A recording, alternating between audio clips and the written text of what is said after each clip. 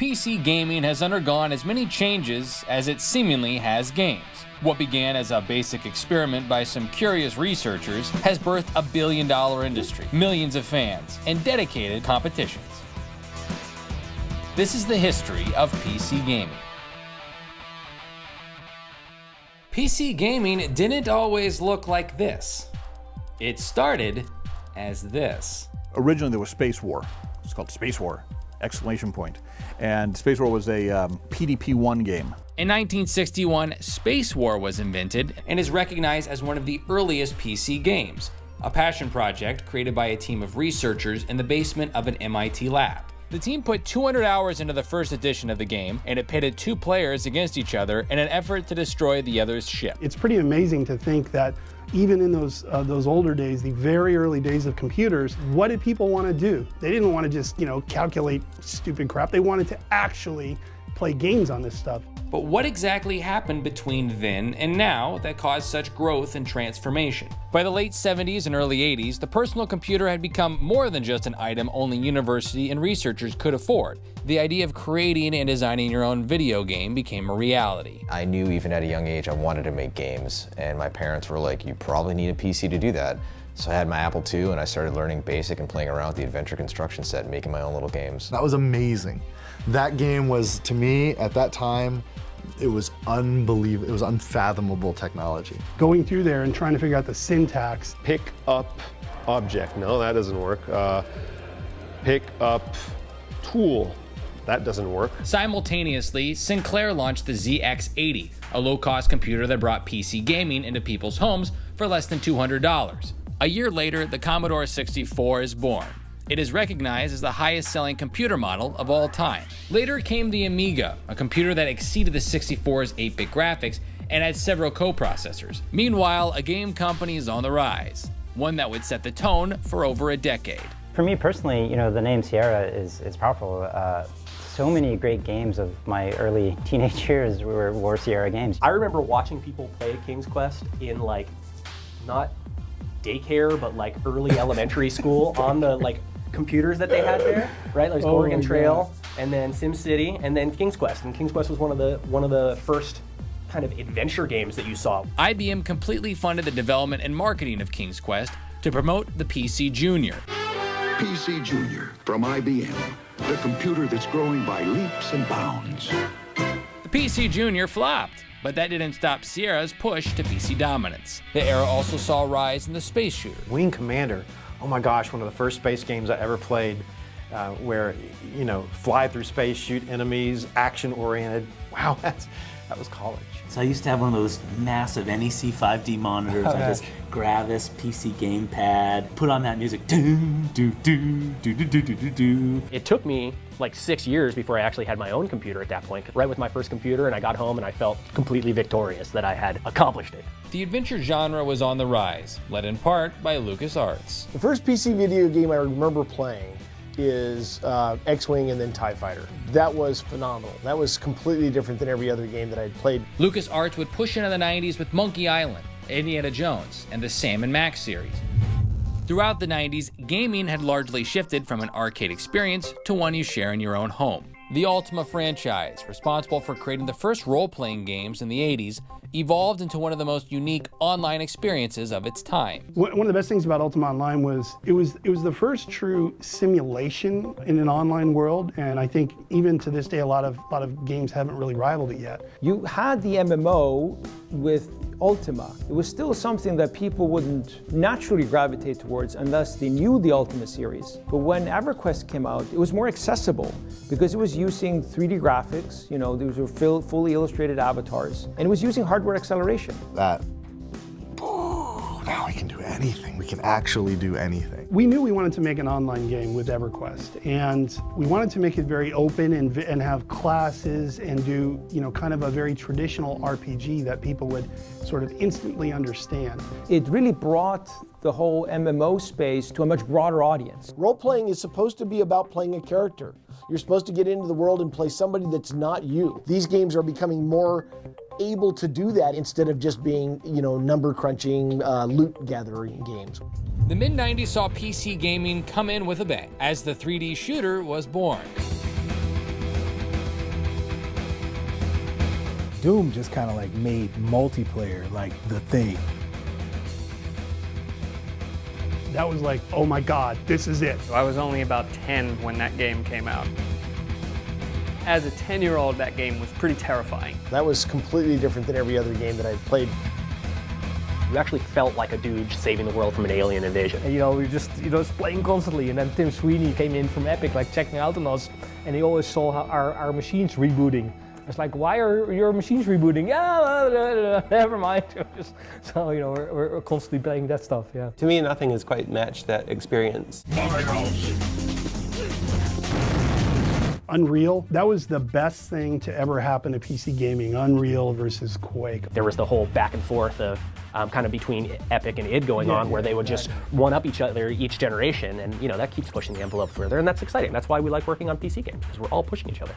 I think Tim Sweeney and the folks at Epic were really very good about taking it up a notch on the graphical side, and they also introduced a lot more arcadey elements that I think still exist in a lot of games out there, and it still remains a very, very popular series. Well, we at Epic have been building the Unreal Engine since 1995. In the second year of developing it, we were approached by developers who wanted to use it for their own projects, and so building the engine for a combination of our needs and our partners' needs has been a key part of our business all along. To me, the thing that really changed the course of game development for the industry was the invention of the GPU.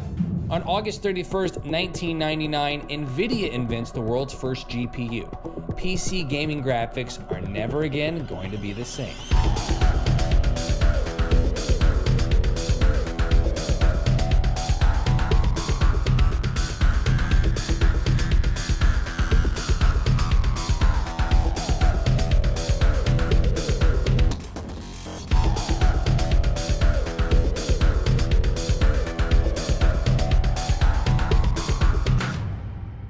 The first time I really encountered NVIDIA was roughly around the Unreal Tournament 2003 era. That was when Epic, my former employer, started partnering with them for the way it's meant to be played campaign. The GPU revolution came along and gave us an equivalent amount of silicon, about 100 times more graphics computing performance, and that put us in an entirely different trajectory and made much of what has happened since possible. Unreal Tournament 2003 actually opened with a bumper with the NVIDIA logo, with one of the characters kicking it out.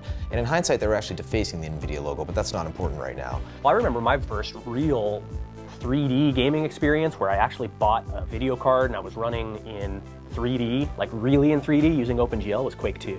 That difference in the graphic fidelity is just amazing back then, just astounding. NVIDIA made its big breakout there, and very quickly they became the dominant force in PC gaming that they remain today. I make software, but I need hardware to make software on. So when I get to work with NVIDIA and see what they're working on and learn about each turn, what's coming next. Blizzard launches World of Warcraft in 2005, immersing millions of players in a unique raiding experience. I think a breakthrough moment in PC gaming for me was WoW as well, and that was the beginning of raiding.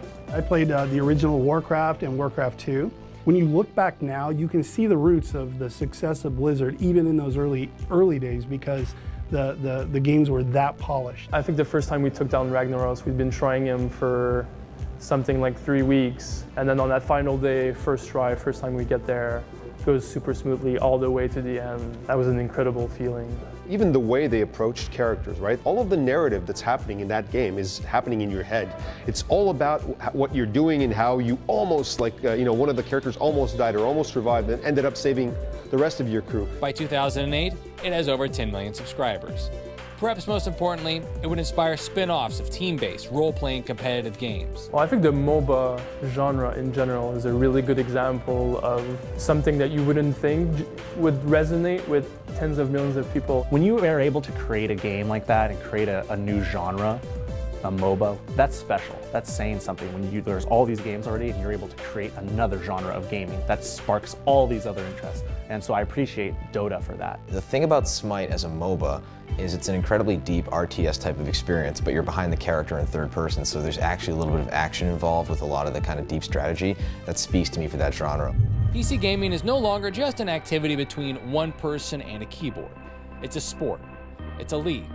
a global community that prides itself on finding innovative ways to evolve and create new possibilities for technology, to give gamers the tools to immerse themselves in unforgettable worlds. What we're starting to see in PC gaming is sort of the evolution of the ecosystem around the games. So you've got things like, we're doing it, and Valve actually started this, of allowing the users to actually make stuff that goes into our game. The experience is never the same. It's not like the current generation of MMOs. For me, the biggest innovation I've seen in PC gaming, besides graphics, besides any sort of physics-based things, is the rise of digital distribution. Right now, when you look at the console space, people are still trying to sell discs. If there's a game that comes out, I want to hit a button, I want to, go back on Reddit and then find out 30 minutes later I've downloaded it and I can play it with my friends. That's the world we live in 2014 and beyond. I think in the next 10 years, there's going to be something else that makes this experience even more immersive than it is now. The PC is very unpredictable.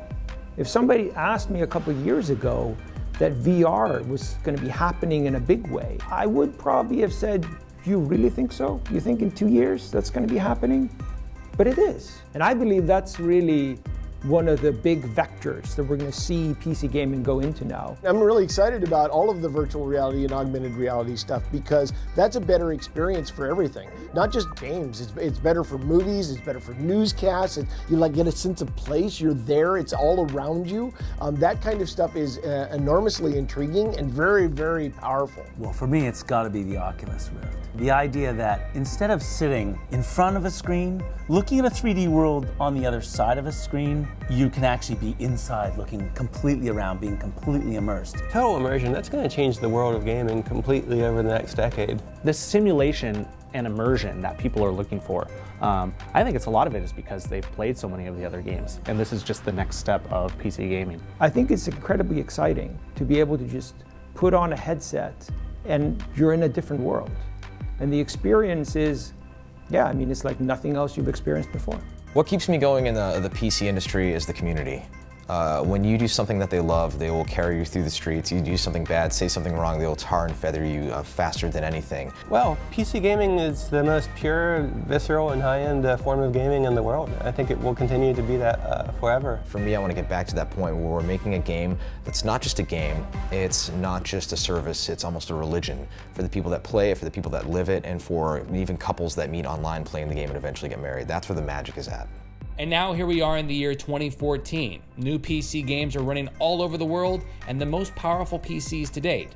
People are having adventures in far-off lands and imagined worlds never before possible. We've come so far, haven't we? If I showed a new gamer what video games look like then, they would just laugh. It shows you that there are still other genres of games that we haven't even figured out yet. If someone can just create a new genre just on the fly like that, it's like the possibilities are endless.